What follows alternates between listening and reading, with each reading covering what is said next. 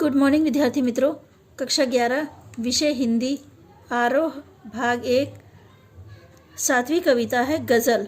गज़ल के रचनाकार है दुष्यंत कुमार। जन्म सन 1933, राजपुर नवादा गांव, उत्तर प्रदेश। प्रमुख रचनाएं सूर्य का स्वागत, आवाज़ों के घेरे, साए में धूप, जलते हुए वन का वसंत इनका कविता संग्रह है। एक कंठ विस्पाई इनका गीतिका नाटक। छोटे छोटे सवाल, आंगन में एक वृक्ष और दोहरी जिंदगी इनका उपन्यास संग्रह। मृत्यु सन 1975। दुष्यंत कुमार का साहित्यिक जीवन इलाहाबाद में आरंभ हुआ।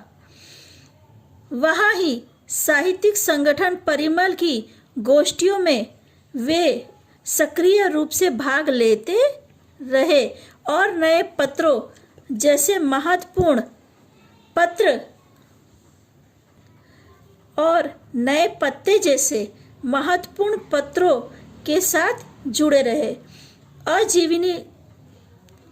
आजीविका के लिए आकाशवाणी एवं बाद में मध्य प्रदेश के राज्य भाषा विभाग में काम किया। अल्पायु में ही उनका देह अवसान हो गया, किंतु इस छोटे जीवन की साहित्यिक उपलब्धियां कुछ छोटी नहीं है। गजलकार की विधा को साहित्य में प्रतिष्ठित कराने का श्रेय अकेले दुष्यंत को ही जाता है। उनके कई शेर साहित्यिक और राजनीतिक जमावड़ों में लोक उक्तियों की तरह दोहराए जाते हैं।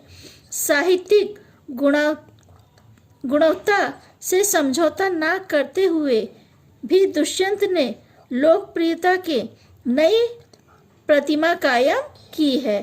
एक कंठ विस्पाई शीर्षक गीतिका नाटक हिंदी साहित्य की एक महत्वपूर्ण एवं बहु प्रशंसित कृति है। यहाँ दुष्यंत की जो गजल दी गई है वह उनके गजल संग्रह साए में धूप से ली गई है। गजलों में शीर्षक देने का कोई चलन नहीं है, इसलिए यहाँ कोई शीर्षक नहीं दिया जा रहा है।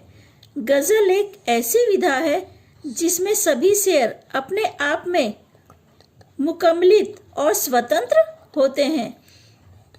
उन्हें किसी क्रम व्यवस्था के तहत पढ़ने जाने की दरकार नहीं रहती।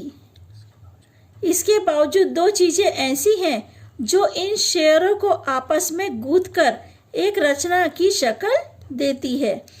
एक रूप के स्तर पर तुक का निर्वाह और दूसरा अंत वस्तु के स्तर पर मिजाज का निर्वाह। जैसे कि आप देखेंगे यहाँ पहले शेर की दोनों पंक्तियों का तुक मिलता है और उसके बाद सभी शेयरों की दूसरी पंक्ति से उसका तुक का निर्वाह होता है। आमतौर पर गजलों के शेयरों में केंद्रीय भाव का होना जरूरी नहीं है, लेकिन यहाँ पूरी गजल एक खास मनोस्थिति में लिखी गई जान पड़ती है। राजनीतिक और समाज में जो कुछ चल रहा है उसे खारिज करने और विकल्प की तलाश को मान्यता देने का भाव एक तरह से इस गजल का केंद्रीय सूत्र बन गया है। इस प्रकार दुष्यंत की यह गजल हिंदी गजल का सुंदर नमूना प्रस्तुत करती है। ठीक है विद्यार्थी मित्रों, यहाँ पे हमने दुष्यंत के बारे में थोड़ी बहुत जानकारी प्राप्त की और गजलों के बारे में पढ़ा कि गजल एक दूसरे से मुक्त होती हैं, वो एक दूसरे से बंधी नहीं होती। जैसे हम कविता पढ़ते हैं तो वो कविता एक साथ बंधी होती हैं, पर गजलें मुक्त होती हैं। एक गजल दूसरे गजल से बंधी नहीं होती, वो मुक्त रूप से गाई जाती हैं। ठीक है विद्यार्थी मित्रों, आगे गजल की चर्चा हम लोग अगले वीडियो में करते हैं।